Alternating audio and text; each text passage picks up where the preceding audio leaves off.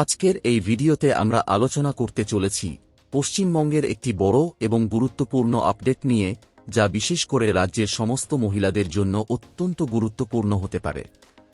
তাই ভিডিওটি একদম শেষ পর্যন্ত দেখবেন, কারণ এখানে এমন কিছু তথ্য রয়েছে যা আপনার ভবিষ্যতের আর্থিক সুবিধার সঙ্গে সরাসরি জড়িত। বর্তমানে আমরা সবাই জানি, পশ্চিমবঙ্গ সরকারের একটি জনপ্রিয় প্রকল্প হল লক্ষ্মীর ভাণ্ডার, যার মাধ্যমে রাজ্যের মহিলারা প্রতি মাসে ১,৫০০ টাকা এবং এসসি/এসটি মহিলারা ১,৭০০ টাকা আর্থিক সহায়তা পেয়ে থাকেন। কিন্তু এবার সেই প্রকল্প নিয়েই বড় পরিবর্তনের ইঙ্গিত মিলেছে। রাজ্যের আসন্ন ২০২৬ সালের বিধানসভা নির্বাচনকে কেন্দ্র করে বিজেপি তাদের নির্বাচনী ইস্তাহারে একটি নতুন প্রতিশ্রুতি দিয়েছে।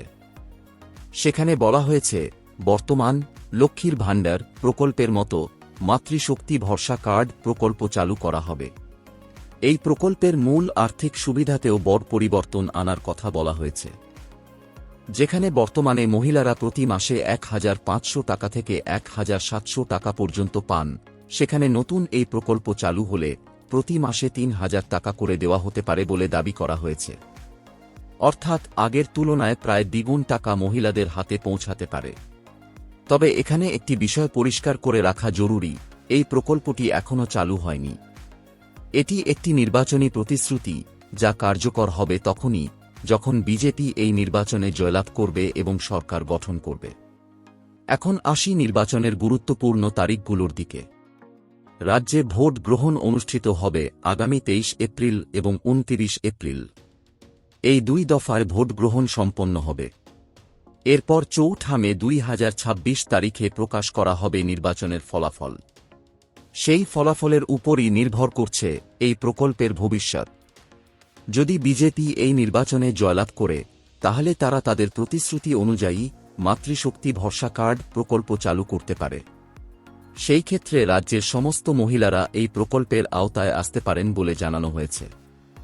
এখন অনেকের মনে প্রশ্ন আসছে, এই প্রকল্পে আবেদন করার জন্য কি কি যোগ্যতা লাগবে? কারা এই সুবিধা পাবেন? আবেদন করার প্রক্রিয়া কি হবে? এবং কি কি ডকুমেন্টস প্রয়োজন হবে? এই প্রশ্নগুলোর উত্তর এখনও স্পষ্টভাবে প্রকাশ করা হয়নি, কারণ এটি এখনও একটি প্রস্তাবিত প্রকল্প। নির্বাচনের ফল প্রকাশের পর যদি সরকার গঠন হয় এবং এই প্রকল্প বাস্তবায়নের সিদ্ধান্ত নেওয়া হয়, তখনই বিস্তারিত গাইডলাইন প্রকাশ করা হবে। তবে আগের অভিজ্ঞতা অনুযায়ী ধারণা করা যায়, আবেদন করার জন্য কিছু সাধারণ ডকুমেন্টস প্রয়োজন হতে পারে, যেমন আধার কার্ড, ভোটার কার্ড, ব্যাংক অ্যাকাউন্টের ডিটেইলস, মোবাইল নম্বর এবং সম্ভবত রেশন কার্ড। এছাড়াও আবেদনকারীর বাসিন্দা প্রমাণ এবং আয়ের তথ্য লাগতে পারে। এছাড়া আবেদন প্রক্রিয়াটি অনলাইন বা অফলাইন কোন মাধ্যমে হবে, সেটিও তখনই জানা যাবে।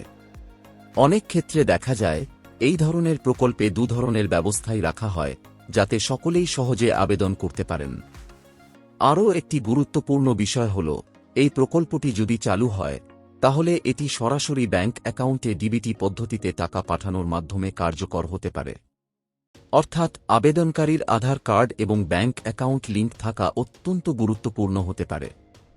সুতরাং এখন থেকেই যদি আপনি আপনার ডকুমেন্টস আপডেট রাখেন, বিশেষ করে আধার, ব্যাংক লিঙ্কিং এবং মোবাইল নম্বর আপডেট, তাহলে ভবিষ্যতে এই ধরনের প্রকল্পের সুবিধা নিতে অনেকটাই সহজ হবে।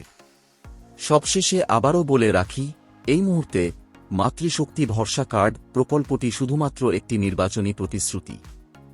এটি বাস্তবে কার্যকর হবে কিনা তা সম্পূর্ণ নির্ভর করছে নির্বাচনের ফলাফলের উপর। তাই ৪ মে ২০২৬ তারিখটি খুবই গুরুত্বপূর্ণ। সেই দিনই পরিষ্কার হয়ে যাবে এই প্রকল্প বাস্তবায়নের পথে এগোবে কিনা। আশা করি এই ভিডিওটি আপনাদের ভালো লেগেছে এবং এই ধরনের গুরুত্বপূর্ণ আপডেট পেতে আমাদের চ্যানেলটি সাবস্ক্রাইব করে রাখুন এবং ভিডিওটি শেয়ার করুন, যাতে আরও মানুষ এই তথ্য জানতে পারেন। এই ভিডিওটি এতক্ষণ দেখার জন্য আপনাকে অসংখ্য ধন্যবাদ।